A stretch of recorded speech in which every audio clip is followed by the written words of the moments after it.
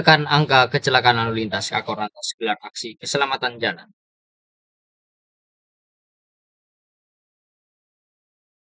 Rekan-rekan sekalian, seperti kita ikuti bersama-sama tadi, ya,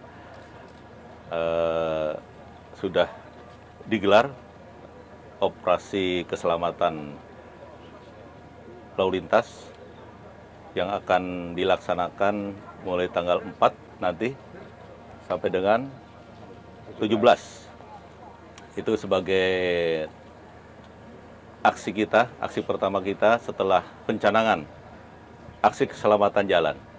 Jadi kita langsung tanggal 4 nanti akan melaksanakan operasi keselamatan jalan tahun 2024 dengan beberapa sasaran pelanggaran, ya. Yang utama 7 pelanggaran yang dicanangkan oleh PBB sebagai pelanggaran yang mengakibatkan fatalitas korban yang banyak. Ya. Yang pertama overspeed atau kecepatan, ya. Kemudian penggunaan helm, kemudian sabuk pengaman dan perlindungan terhadap anak. Ya. Di kita ini kan anak biasanya nggak pakai sabuk pengaman dan sebagainya. Kemudian yang keempat, berkendaraan di bawah pengaruh alkohol atau obat-obat terlarang. Yang kelima, ini penggunaan handphone pada saat berkendaraan. Itu PBB. Ditambah lagi oleh kita, ya, oleh Polri, karena melihat angka kecelakaan cukup tinggi dan akibat dari penyebab dari kecelakaan tersebut, salah satunya adalah melawan arus. Ya, melawan arus juga kita akan dijadikan sasaran operasi keselamatan ini. Dan yang ke-7, ini overdimensi. Itu yang akan menjadi sasaran di samping pelanggaran-pelanggaran yang lainnya. Ya, tentu semua pelanggaran akan kita garap, ya. Untuk aksi keselamatan atau operasi keselamatan ini ada 7 yang utama. Nanti Pak Kabagop bisa menjelaskan, ada 11 tambahannya dan seterusnya. Kemudian hari ini juga kita mencanangkan aksi keselamatan jalan. Ini sebagai bentuk keprihatinan, ya. Tadi sudah saya sampaikan angka kecelakaan cukup tinggi, ya. Secara nasional ada 152.000 lebih kecelakaan yang terjadi. Kemudian ada 27.000 lebih korban meninggal dunia akibat kecelakaan. Dalam satu hari ada 76 orang meninggal akibat kecelakaan.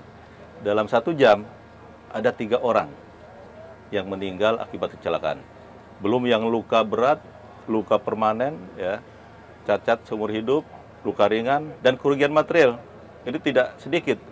Kerugian material itu bisa sampai 500 juta. 500 M dalam setahun akibat kecelakaan lalu lintas. Ini berdasarkan keprihatinan tersebut, kita bersama-sama dengan stakeholder yang ada mencanangkan untuk aksi keselamatan. Kenapa tanggal 2? Nah, tanggal 2 ini menjadi titik, ya, titik dimulainya PBB melakukan aksi, mentandatangani resolusi tentang dekade of aksi road safety, dekade aksi untuk keselamatan jalan. Ini ditandatangani pada tanggal 2 Maret tahun 2010, ya, dengan resolusi nomor 64255. Di mana pada saat itu, ya, korban meninggal dunia akibat kecelakaan lalu lintas ini masuk 5 besar. 5 besar, ya, akibat kecelakaan lalu lintas ini menjadi korban meninggal dunia. Sehingga PBB menentukan tadi 5 pelanggaran yang mengakibatkan meninggal dunia, tingkat fatalitas tinggi. Kemudian dari pemerintah Indonesia sudah membuat rencana umum nasional tentang aksi keselamatan ini, ya, yang setiap 5 tahun terus dievaluasi, ya, dan hasilnya memang ini masih belum maksimal, ya. Untuk itu kami bersama-sama dengan stakeholder mencanangkan aksi ini sehingga kegiatan yang kita lakukan ini tidak hanya bergantung kepada 5 pilar tadi, tapi ini menjadi tanggung jawab kita semua tentang keselamatan di jalan ini. Bukan hanya tanggung jawab Polri, bukan tanggung jawab kementerian lembaga, tapi kita semua ikut bertanggung jawab.